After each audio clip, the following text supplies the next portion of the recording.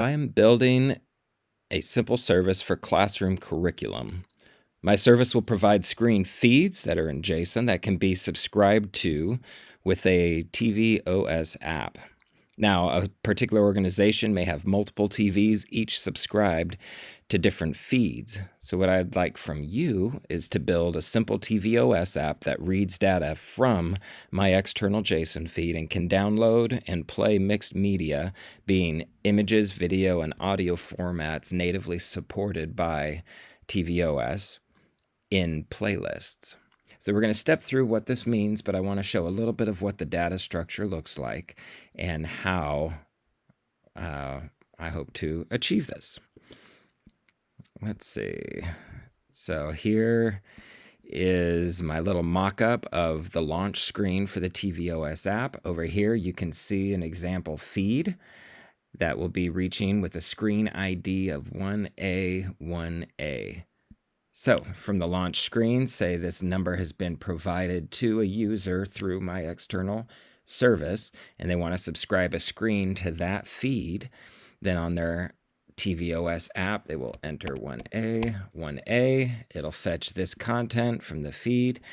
You can see we've got 2 playlists in here of mixed media types.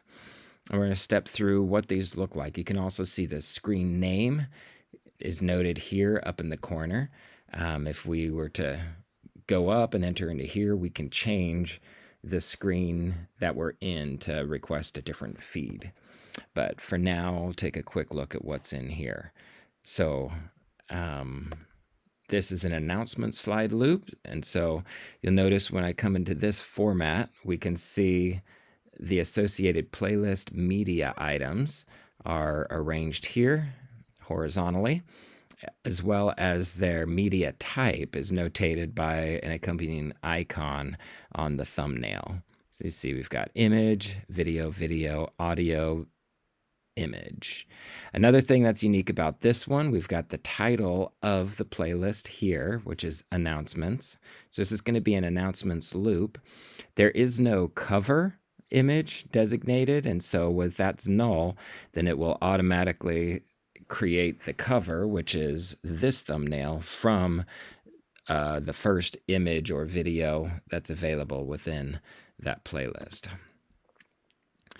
Download is set to true on this. Now, since I just created a little web UI mock-up here, I can't download on here, but if this option comes across as true, then ideally all of these attached media files would be downloaded to the device locally so that they could be played back in lieu of an internet connection or a spotty internet connection. They would be there ready to go offline and remove any buffering and so on.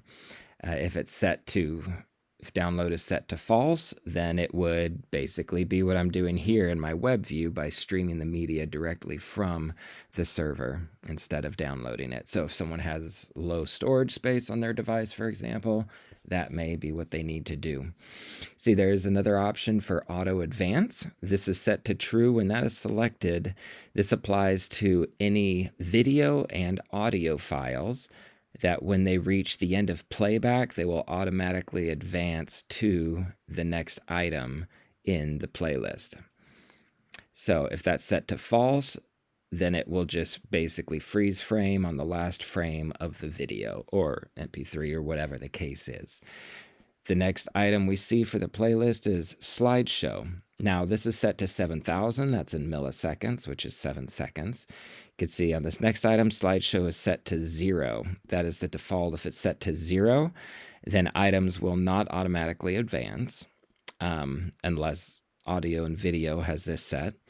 But the slideshow, and you can see it indicated here as well, is that images will automatically advance after that many seconds.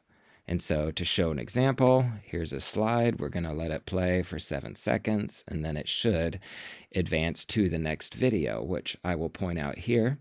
This item it's a 5-minute countdown, but this has an extra note key in here for 294 seconds as being the start time, and then the end time being 304.853 seconds. So rather than starting at the beginning of the video and playing to the end, there could be an option for it to have to jog to a certain current time before starting to play back. And you'll see the video that it automatically advances to after that has none of that criteria, so it will start at the beginning, play through to the end, and same with the audio.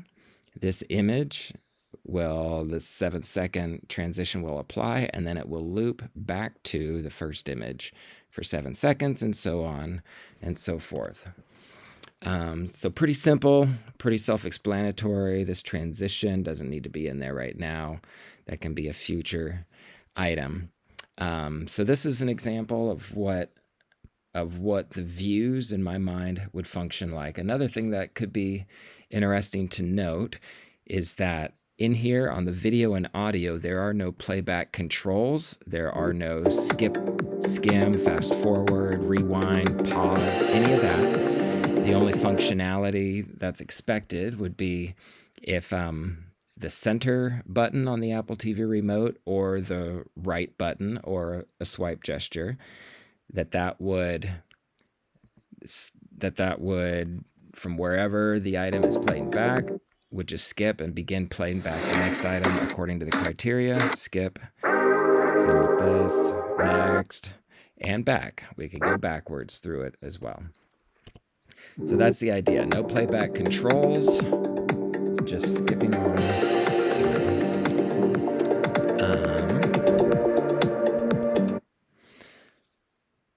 That's the gist with that. Let's go ahead. We're going to go in here and sign out and grab a different ID. So now got another feed set up here you can practice with, 22WW. And so we're going to enter that in here. And now we can see an example here where the logo is null. So the default, logo for the Apple display, the screen name, has also been notated up here. And in here we can see that there's several playlists that are synced to this item. And so you would expect to be able to navigate up, down, so on and so forth into these, even though these are just single items, for example. But that's how the grid view from the home view should function. So that's a quick look. If you have any questions or clarifications, please let me know. But it should be a pretty straightforward and quick job for someone who's experienced in Swift UI or comparable. Thanks so much for your consideration.